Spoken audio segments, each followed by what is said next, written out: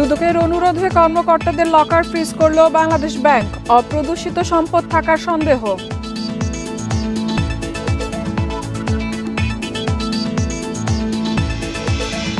বাংলাদেশ ব্যাংকের রিজার্ভ চুরির ৯ বছরেও অর্থ উদ্ধারে অগ্রগতি নেই।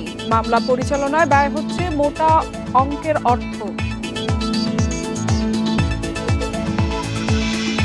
গত সরকারের সময় সামাজিক নিরাপত্তা ব্যয়ের 50% অনিয়ম, জানালেন সমাজ কল্যাণ উপদেষ্টা।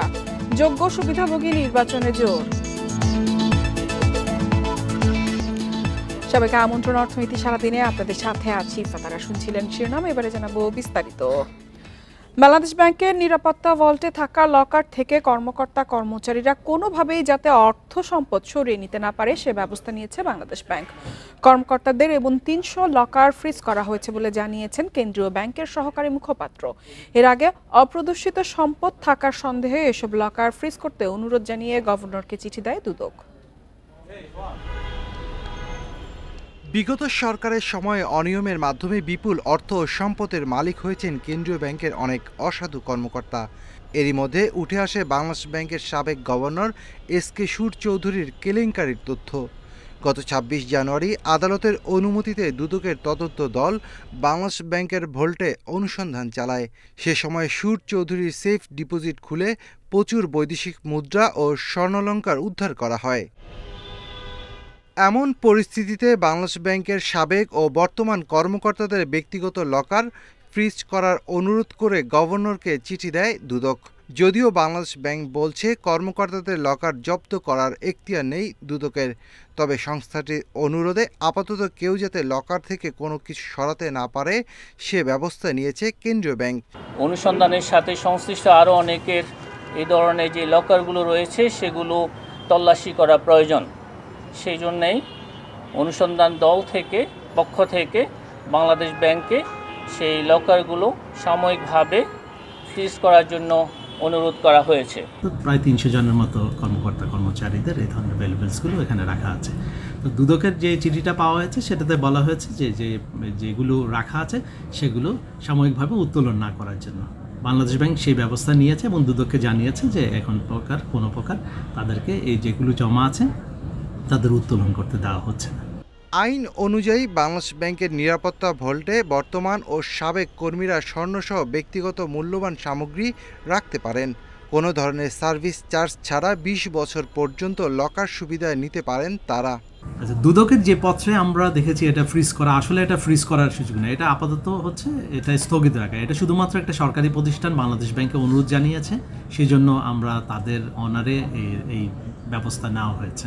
গেল জানুয়ারিতে বাংলাদেশ ব্যাংকের ভল্টে দুদকের অভিযানে বর্তমান ও সাবেক কর্মকর্তা কর্মচারী সিলগালা লকার পাওয়া যায়, যেসব সেফ ডিপোজিটে অপ্রদর্শিত সম্পদ থাকতে পারে বলে ধারণা দুদকের। Shafil Alam Sujan, Independent news, Dhaka. Bangladesh bank থেকে রিজার্ভ চুরির ৯ বছর পেরিয়ে গেলেও অর্থ উদ্ধারে নেই কোনো অগ্রগতি। চুরির বছরই মাত্র ৩৫% অর্থ ফেরত পেয়েছিল বাংলাদেশ। বাকি অর্থ ফেরত পেতে এখনও মামলা চলছে ফিলিপাইন ও যুক্তরাষ্ট্রের আদালতে। মামলা পরিচালনায় বছরের পর বছর মোটা অঙ্কের অর্থ ব্যয় হলেও ফেরত পাওয়া নিয়ে আছে সংশয়। 2016 সালে সাইবার হ্যাকিংয়ের মাধ্যমে বাংলাদেশ ব্যাংকের রিজার্ভ থেকে $10 কোটি 10 লাখ চুরি হয়। শ্রীলঙ্কায় নেওয়া $2 কোটি ফেরত পায় বাংলাদেশ, আর ফিলিপাইনে নেওয়া $8 কোটি 10 লাখ মধ্যে দেশটির আদালতের নির্দেশে ক্যাসিনো মালিক কিম অং 2016 সালের নভেম্বরে প্রায় $1.5 কোটি ফেরত দেন। অর্থাৎ চুরি যাওয়া রিজার্ভ থেকে ফেরত এসেছে মাত্র 35%। শুরুর দিকে অর্থ ফেরতে ফিলিপাইন সরকারের জোর তৎপরতা ছিল, পরে তা থেমে যায়। এখন পর্যন্ত একটি মামলায়ও রায় হয়নি। অর্থ ফেরত এবং দোষীদের চিহ্নিত করে ব্যবস্থা নিতে 2019 সালে যুক্তরাষ্ট্রের ম্যানহাটন সাউদার্ন ডিস্ট্রিক্ট কোর্টে মামলা করে বাংলাদেশ। এতে ফিলিপাইনের আরসিবিসি ব্যাংক, ক্যাসিনো মালিক কিম অং সহ 20 ব্যক্তি ও প্রতিষ্ঠানকে অভিযুক্ত করা হয়। তবে 2020 সালের মার্চে কোর্ট জানিয়ে দেয় মামলাটি তাদের এখতিয়ারে নেই। ওই বছরের 27 মে নতুন করে যুক্তরাষ্ট্রের স্ট্রেট কোর্টে মামলার আবেদন করা হয়। মামলার বিষয়ে বাংলাদেশের পক্ষ থেকে বিবাদীদের নোটিশ দেয়া হয়। এরপর আরসিবিসি অভিযুক্ত ব্যক্তি সোলার ক্যাসিনো, ইস্টার্ন হাওয়াইয়ের এবং কিম অং যুক্তরাষ্ট্রের আদালতে মামলাটি না চালানোর অনুরোধ জানিয়ে আবেদন করে। এদিকে অর্থনৈতিক কৌশল নির্ধারণে সরকার গঠিত টাস্কফোর্সের প্রতিবেদন বলছে, বাংলাদেশ ব্যাংকের রিজার্ভ চুরির ঘটনায় এখনও কেন্দ্রীয় ব্যাংকের তৎকালীন গভর্নর বা কর্মকর্তাদের জবাবদিহির আওতায় আনা হয়নি। এ ঘটনায় সিআইডির তদন্ত প্রক্রিয়া দীর্ঘায়িত হওয়ার কথাও বলা হয় টাস্কফোর্সের প্রতিবেদনে। অর্থ উদ্ধারের মামলায় ফিলিপাইনের আদালত থেকে কোনো রায় হয়নি। যুক্তরাষ্ট্রের আদালতেও কোনো অগ্রগতি নেই। ফলে আদৌ অর্থ ফেরত পাওয়া যাবে নাকি মামলা পরিচালনায় বছরের পর বছর শুধু অর্থ খরচ করতে হবে তা নিয়ে সংশয় দেখা দিয়েছে। এদিকে এ বিষয়ে মামলা চলমান থাকায় কোনো মন্তব্য করতে রাজি হয়নি বাংলাদেশ ব্যাংকের কর্মকর্তারা। ইফাতারা, ইন্ডিপেন্ডেন্ট নিউজ। এসব বিষয় নিয়ে আরো বিস্তারিত জানতে বার্তা কক্ষ থেকে যোগ দিচ্ছে সহকর্মী শফিল আলম সুজন। শফিল আলম সুজন, আপনাকে আমন্ত্রণ জানাচ্ছি অর্থনীতি সারাদিনে। আপনার কাছে জানতে চাইব, কত দিনের জন্য বাংলাদেশ ব্যাংকের লকারগুলো ফ্রিজ করা হয়েছে এবং এই বিষয়ে সাধারণ কর্মকর্তারা ভোগান্তির শিকার হবে কিনা? প্রথমত আসলে এই যে সাধারণ কর্মকর্তা কর্মচারীরা যারা হচ্ছে সাময়িক সময়ের জন্য যেসব কর্মকর্তা বা কর্মচারী বাংলাদেশ ব্যাংকের ভল্টে আসলে এই স্বর্ণ অথবা তাদের ব্যক্তিগত যেসব মূল্যবান জিনিসপত্র আছে সেই সব জিনিসপত্র রাখাতে কিন্তু তারা কিন্তু আসলে সাময়িকভাবে একটু ক্ষতিগ্রস্ত হবে বা বাধার সম্মুখীন হবে। কারণ হচ্ছে বাধার সম্মুখীন হবে এই কারণে, আপনি জানেন যে আসলে প্রত্যেকটা কর্মকর্তা কিংবা কর্মচারী তারা যখন আসলে বাংলাদেশ ব্যাংকের ভল্টে এই তাদের মূল্যবান সেই সামগ্রী রাখে, অথবা স্বর্ণ বলেন অথবা অন্যান্য যেসব মূল্যবান সামগ্রী রাখে, সেই ক্ষেত্রে কিন্তু তারা চিন্তাই করে যে এখানে যেহেতু আমরা রাখা হচ্ছে, কোনো ধরনের সার্ভিস চার্জ দিতে হচ্ছে না, সেই ক্ষেত্রে তারা কিন্তু যখন ইচ্ছে তখনই কিন্তু তাদের সেই পণ্যটি বা স্বর্ণটি মন চাইলে কিন্তু বের করতে পারে, আবার মন চাইলে কিন্তু নতুন কোনো আবার রাখতে পারে। সেই ক্ষেত্রে কিন্তু এখন যেই নির্দেশনা, যেই নির্দেশনা দুদকের থেকে, সেই নির্দেশনা অনুযায়ী কিন্তু তারা এখন ইচ্ছা করলেই কিন্তু সেই ভল্টে নতুন কোনো কিছু রাখতে বা বের করতে পারবে। এতে কিন্তু সাধারণ কর্মকর্তা কিংবা কর্মচারীরা তারা কিন্তু একটু বিপাকে পড়েছে। আরেকটি কথা না বললেই নয়। সুজন, আপনার কাছে জানতে চাইব, ব্যাংকের ভল্টে নিজস্ব সম্পত্তি রাখা আসলে কতটা যুক্তিসঙ্গত? দুদক বলছে রাষ্ট্রীয় কোষাগারে লকার ব্যক্তিগত কাজে ব্যবহার করতে পারবে না ব্যাংক কর্মকর্তারা। এই বিষয়ে কেন্দ্রীয় ব্যাংকের বক্তব্য কি? এই যে রাষ্ট্রীয় ব্যাংক বা কেন্দ্রীয় ব্যাংক, সেই কেন্দ্রীয় ব্যাংকের যে ভল্টে যে স্বর্ণ রাখার কথা বলা হচ্ছে বা যে মূল্যবান জিনিসপত্র রাখার কথা বলা হচ্ছে, সেইটা আইন আছে, সেই বাংলাদেশের ব্যাংকের আইন আছে, সেটা কিন্তু স্বাধীনতার পূর্ব থেকেই সেই আইন আছে। সেই আইন অনুযায়ী বা নীতিমালা অনুযায়ী কিন্তু আসলে এখানে কর্মকর্তা কিংবা কর্মচারীরা তারা আসলে এখানে রাখতে পারবে। এক্ষেত্রে তাদের কোনো ধরনের সার্ভিস চার্জ দিতে হয় না। কিন্তু আরেকটি কথা হচ্ছে যে এইখানে যে এরকম বলা হচ্ছে যে ভল্ট আসলে তাদের জায়গা থেকে হচ্ছে সেফ ডিপোজিট বলা হয়। সেফ ডিপোজিট হচ্ছে তাদের কাছে একটি ছোট্ট একটি লকারের মতো থাকবে, সেই লকারের মাধ্যমেই কিন্তু ওইখানে বিভিন্ন কৌটা বা একটা থলের মাধ্যমে তারা সেই সব মূল্যবান জিনিসপত্র রাখবে। এবং এই ক্ষেত্রে কিন্তু বাংলাদেশ ব্যাংক একটি অনুমতি আছে এবং প্রত্যেকটা কর্মকর্তা কর্মচারীরা এটা রাখতে পারে।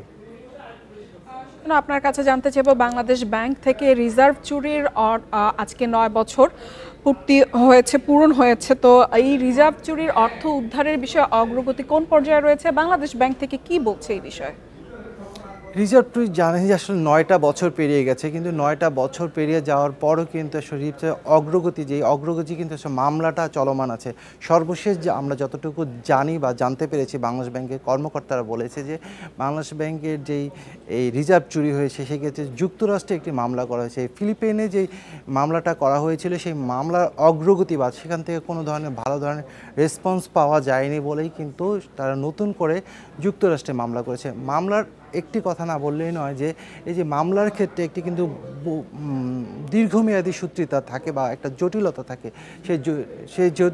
সেই জটিলতাগুলির মধ্যে মূল কারণ হচ্ছে যে দুই দেশের যেই পারস্পরিক সমঝোতা বা দুই দেশের নেগোসিয়েশনের ব্যাপার আছে, সেই নেগোসিয়েশন যদি আসলে না হয় সেই ক্ষেত্রে কিন্তু আসলে টাকা উদ্ধার করাটা কিন্তু অনেক কঠিন হয়ে পড়ে। আমাদেরকে আরও আসলে অপেক্ষা করতে হবে যে এই কী কারণে এই মামলাটার অগ্রগতি হচ্ছে না। সেই ক্ষেত্রে কিন্তু আমরা পরবর্তীতে জানতে পারবো যে আসলে এই অগ্রগতির যদি হয় তাহলে হচ্ছে পরবর্তীতে রিজার্ভ চুরি যে অর্থ, সেই অর্থটা আমরা আশা করি যে ফেরত পেতে পারবো।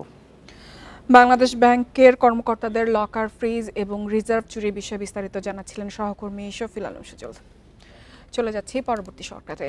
বিগত সরকারের সময় সামাজিক নিরাপত্তা খাতে ব্যয়ের 50 ভাগই অনিয়ম দুর্নীতিতে অপচয় হয়েছে। এমন অবস্থায় অন্তর্বর্তী সরকার যোগ্য সুবিধাভোগী নির্বাচনে গুরুত্ব দিচ্ছে বলে জানিয়েছেন সমাজ কল্যাণ উপদেষ্টা।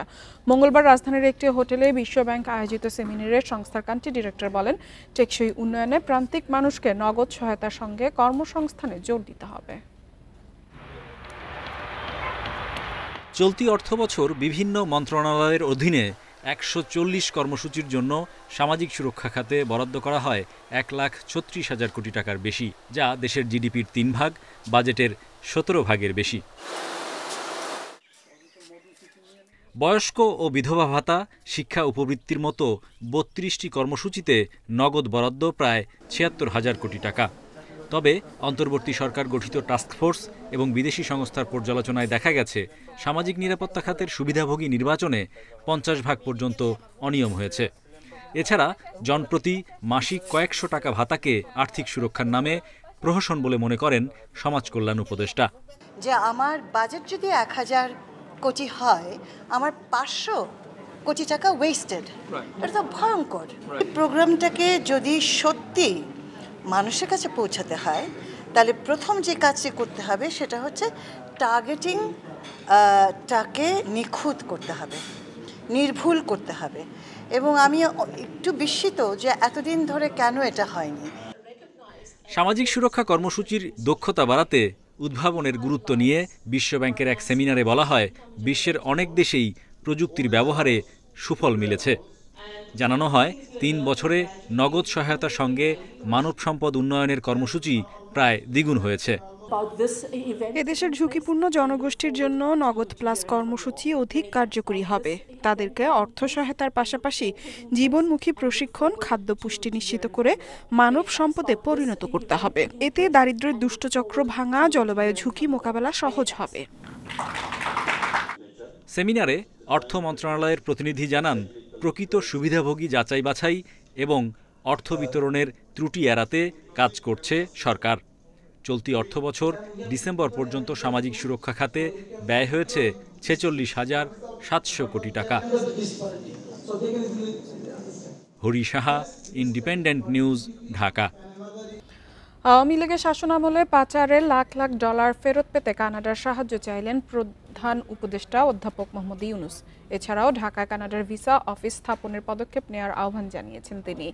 মঙ্গলবার রাষ্ট্রীয় অতিথি ভবন যমুনায় ঢাকায় কানাডার হাই কমিশনার অজিত সিং এর সঙ্গে বৈঠকে তিনি বলেন, শেখ হাসিনার একনায়কতন্ত্রের দোসররা বাংলাদেশ থেকে শত শত বিলিয়ন ডলার চুরি করে বিদেশে পাচার করেছে, যার একটি অংশ টরন্টোর আলোচিত বেগমপাড়া এলাকায় সম্পদ কিনতে পাচার হয়েছে। জনগণের টাকা ফেরত পেতে তিনি কানাডা সরকারের সমর্থন চান। কানাডার হাই কমিশনারও চুরির অর্থ ফেরাতে সরকারের প্রচেষ্টার প্রশংসা করে সমর্থনের আশ্বাস দেন। তিনি জানান, চিহ্নিত ব্যক্তিদের পাচারের অর্থ ফিরিয়ে আনতে প্রক্রিয়া অনুসরণ করতে হবে।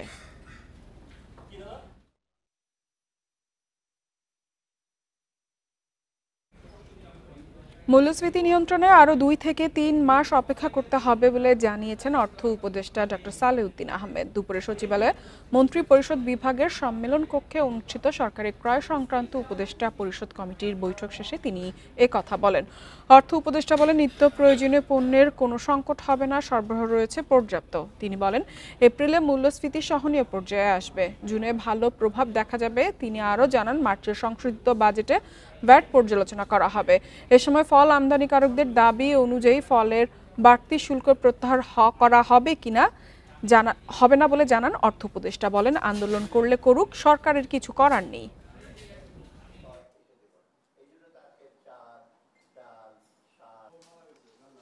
জানুয়ারি, ফেব্রুয়ারি, মার্চ, এপ্রিলে এটা দিয়ে যেগুলো অ্যাকশনটা নেব, তখন আপনার কিছুটা হয়তো ইম্প্যাক্ট আসবে। সেটা সেন্ট্রাল ব্যাংকের থেকেও একটা ইস্যু আসছে যে আমরা হয়তো কিছুটা আমরা মডারেটিং, আমরা জুন মাসে গেলে হয়তো আমরা আইডিয়াল সিচুয়েশন যদি 6-7 মাসে যেতে পারি, এটা বেটার হয় আমাদের জন্য।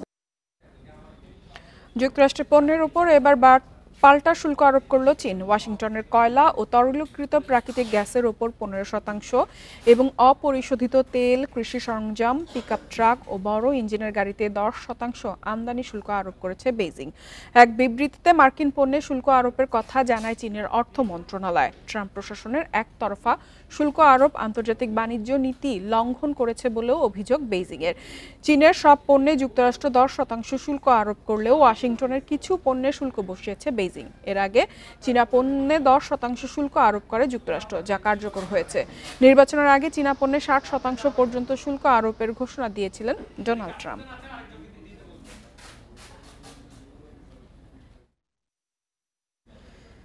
প্রেসিডেন্ট ডোনাল্ড ট্রাম্পের শুল্ক আরোপের পরিকল্পনায় চিন্তিত ইউরোপের দেশ জর্জিয়া। শীর্ষ বাণিজ্যিক অংশীদার 3টি দেশে শুল্ক আরোপ করলে দেশটির অর্থনীতিতে নেতিবাচক প্রভাব পড়বে। দেশটির খাদ্যপণ্য, গাড়ি, পোশাক এবং কম্পিউটার সহ সব ধরনের পণ্যের দাম বৃদ্ধির আশঙ্কা করা হচ্ছে। জর্জিয়ার শীর্ষ বাণিজ্যিক অংশীদার চীন, কানাডা এবং মেক্সিকো। যে কোনো দেশের চেয়ে চীন থেকে বেশি পণ্য কেনে জর্জিয়া। এ তালিকায় মেক্সিকো তৃতীয় এবং কানাডা শীর্ষ 10-এ রয়েছে। বিশ্লেষকরা বলছেন এই 3 দেশের সাথে জর্জিয়ার মোট বাণিজ্য 54 বিলিয়ন ছাড়িয়ে গেছে। তাই দেশ 3টির ওপর যুক্তরাষ্ট্র শুল্ক আরোপ করলে পণ্যের দাম বৃদ্ধির শঙ্কা দেখা দিয়েছে। সবচেয়ে বেশি ক্ষতিগ্রস্ত হতে পারে জর্জিয়ার সর্বোচ্চ কর্মসংস্থানের যোগানদাতা কৃষিখাত। ট্রাম্পের প্রথম মেয়াদে 2019 সালে চীনের তুলা, বাদাম, পেকান এবং সয়া মোটরের উপর শুল্ক বসানোয় ভোগান্তিতে পড়েন কৃষকরা। এটা সরাসরি তাদের এবং আমাদের ওপর প্রভাব ফেলবে, কারণ যখন পণ্যের দাম বেশি হয় এবং মানুষের আয় যথেষ্ট না হয় তখন তাদের কম কিনতে হবে। এটা এরই মধ্যে ঘটছে। গ্রাহকের কাছে টাকা না থাকলে ব্যবসা এবং মুনাফার উপর সরাসরি প্রভাব পড়বে। কানাডা, চীন এবং মেক্সিকো ট্রাম্পের শুল্ক আরোপের পরিকল্পনার পাল্টা পদক্ষেপ নিলে জর্জিয়ার রপ্তানি খাত ক্ষতিগ্রস্ত হবে। যখন দাম বাড়ে তখন সবচেয়ে বেশি ক্ষতিগ্রস্ত হয় ব্যবসায়ীরা, কারণ আমাদের বেশি দামে কিনতে হয় এবং দাম বাড়াতে বাধ্য হই। কিন্তু গ্রাহকরা তা বুঝতে চায় না। আশা করছি এই শুল্ক বেশি সময় ধরে চলবে না এবং তারা সমাধানে পৌঁছাতে পারবে। মেক্সিকো এবং কানাডার পণ্যের ওপর শুল্ক আরোপের সিদ্ধান্ত 1 মাসের জন্য স্থগিত করেছে ট্রাম্প। তবে চীনের পণ্যে শুল্ক আরোপের সিদ্ধান্ত এরই মধ্যে কার্যকর হয়েছে। ইফাতারা, ইন্ডিপেন্ডেন্ট নিউজ। আর এই ছিল অর্থনীতি সারাদিনের আজকের আয়োজনে। ইন্ডিপেন্ডেন্ট টেলিভিশনের সব খবর আরও জানতে চোখ রাখুন ফেসবুক, ইউটিউব এবং এক্সে। আমন্ত্রণ আমাদের পরবর্তী সংবাদে।